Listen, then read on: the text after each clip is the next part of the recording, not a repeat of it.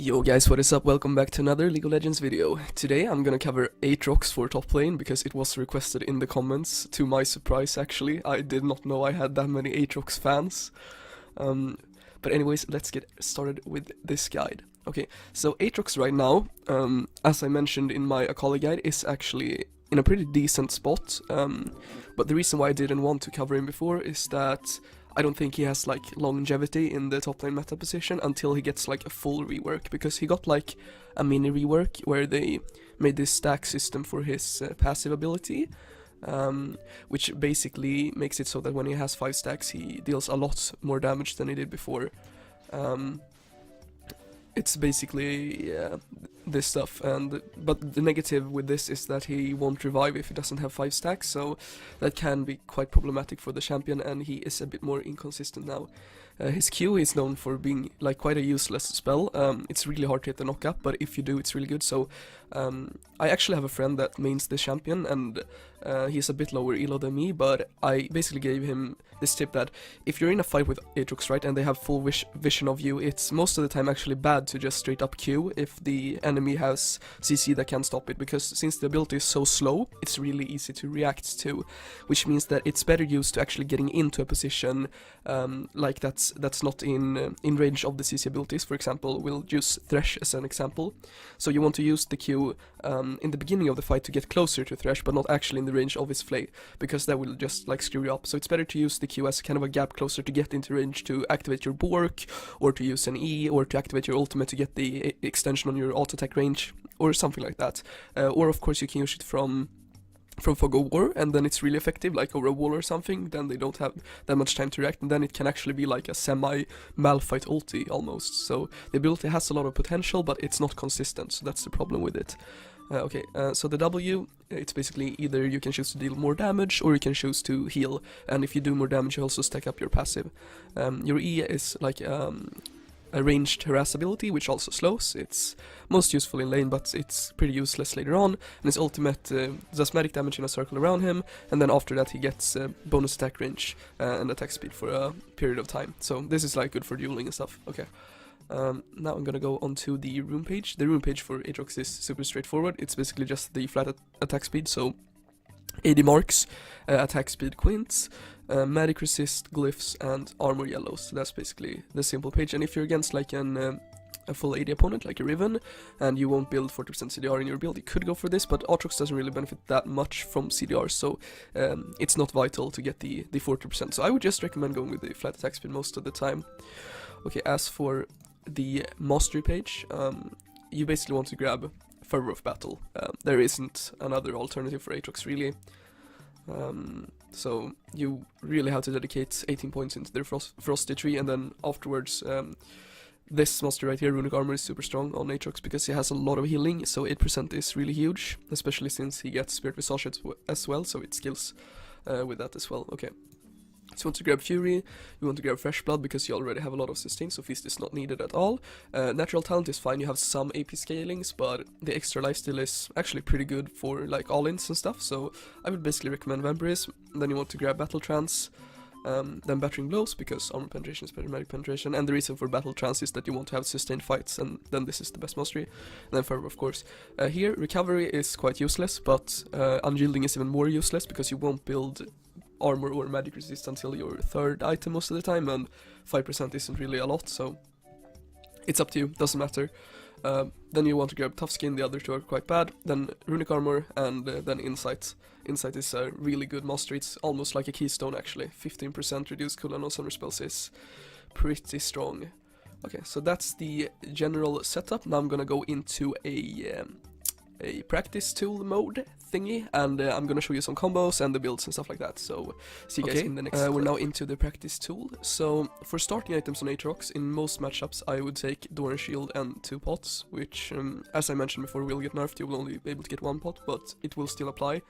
The reason is that although Aatrox has a really strong like level 2 to 3 spike, if the lane like prolongs and none of you backs until like level 6, 7, around that time period, which is although a bit rare. You usually back around level 5, 6 the first time, but if it prolongs, you will get quite fucked in a lot of matchups, because Aatrox can be quite awkward, because he has to get the 5 stacks to actually consistently win fights, and in level 6 there's actually a lot of champions that can like kill him before he gets the stacks.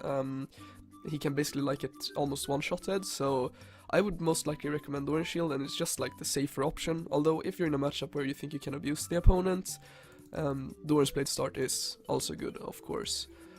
But none other than these two. These are like the primary starting items.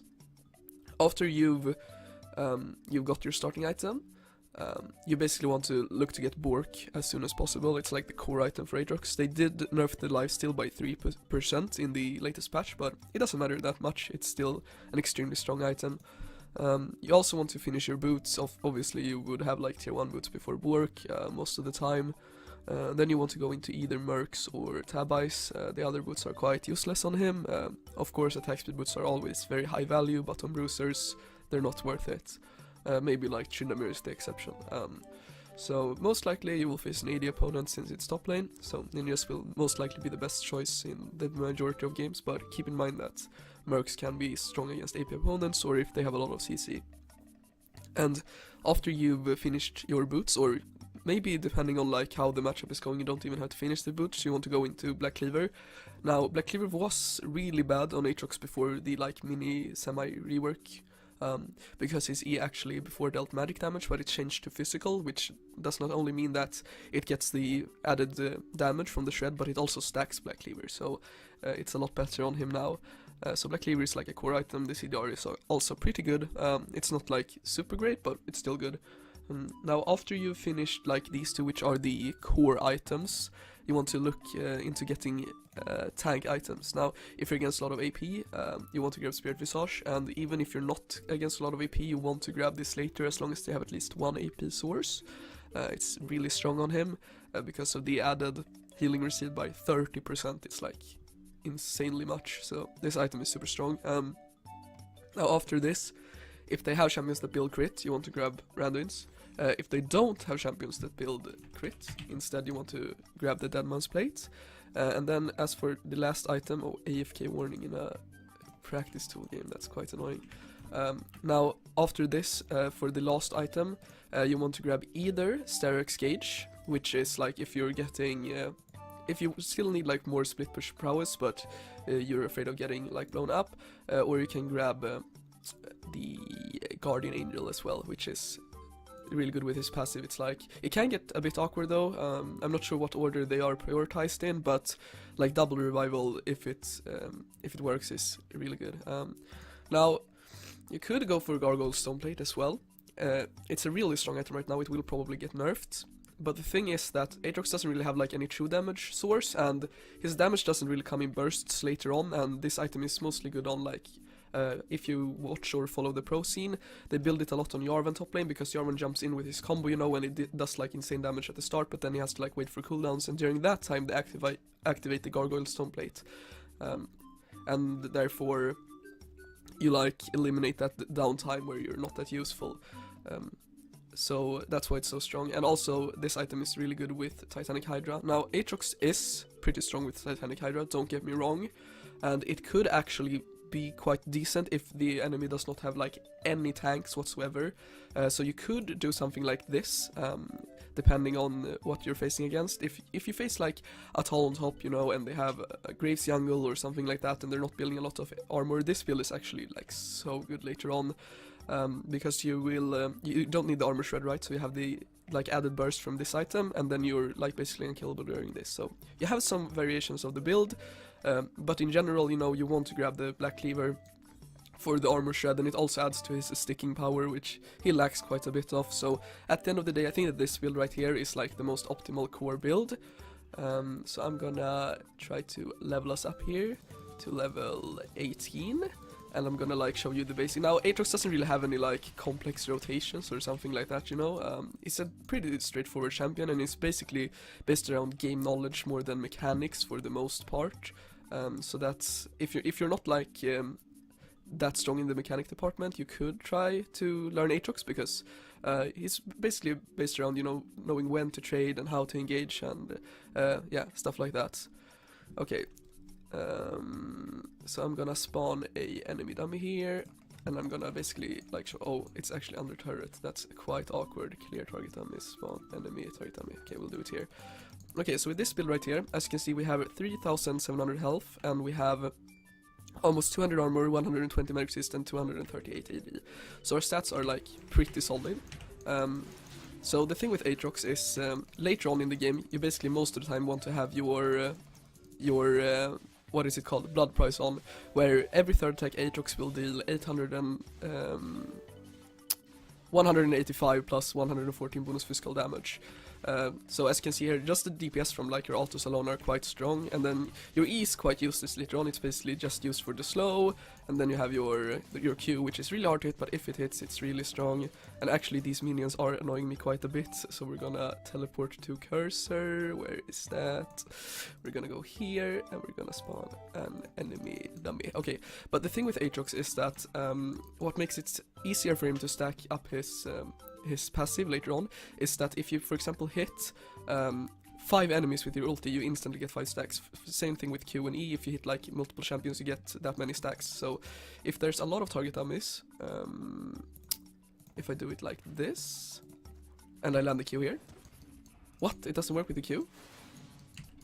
Oh yeah, it's only his ultimate. Okay, my bad. I have not played Aatrox that much, but I knew there was some way to get like the stacks instantly almost. So yeah, it's basically if you get the ultimate to multiple people, you get the stacks like instantly, and then you can start doing a lot of damage. And obviously his ultimate also gives you a lot more damage. It gives you increased attack range and also 60% attack speed, so that's quite a nice steroid for his DPS. And now obviously with his W toggling, as you can see, it restores his missing health, so the lower you are, the more benefit you get out of this. So you really only want to use this if you're really low, and you kind of want to get that, like, that extra healing off. But keep in mind that you have quite a bit of lifesteal actually, so this damage here, as you can see here, he deals bonus physical damage. This actually applies to the lifesteal as well, so you will heal a bit from this even if you don't have the other thing toggled. So most of the time in the later stages you actually want to have blood price on like all the time. Before it used to cost health, but they removed that now, so basically it's like the best to just keep the blood price on through the later stages of the game. So that's something to definitely keep in mind. And what I talked about before with the Q is that if you come from this angle, for example, you see Aatrox will jump up into the air first, and the thing is, the enemies can CC you during that period, and you will get fucked. But if you come over a wall like this, you see he jumps up and he only comes in vision like here, and the like downfall is actually super fast. So that's what I talked about before, that if you come from fog, this is actually extremely good. And and let's imagine like this dummy right here is a thresh, okay? Now if I would just stand here and I would like Q him, you see there's like 0.5 seconds where he can easily just react and flay me, and I'm screwed. So it's better to actually, if the flay range goes like here, to Q to this vicinity here, and then activate Bork. And then he has no way to like flay you, and he will most likely think that, especially in low reload, that you're trying to Q onto him, right? So he will actually most likely like flay, and if you know the exact range, you can dodge it with like some frames of distance, and then you can slow him and start auto-attacking him, and he doesn't have flay up. So that's like a good trick to keep in mind. And even if it doesn't flay, it's like, it's better than getting interrupted mid-air, because Aatrox kind of gets locked into position in air, and it's super awkward. There was a bug before actually where like if you trundle pillared Aatrox when he was jumping up, he stayed in the air for like 10 seconds and was just a target dummy. It was pretty stupid, but it's not that bad, but it's still like he gets locked into the air and it's super awkward. So that's like one of the most important Aatrox tricks to keep in mind.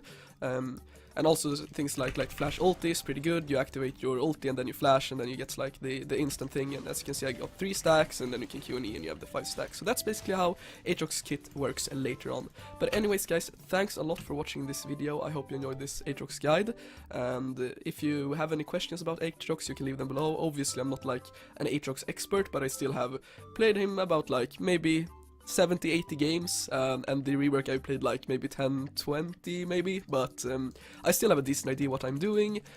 So yeah, if you have any questions leave them below. But anyways guys, thanks a lot for watching this video, and I'll see you in the next one. Peace.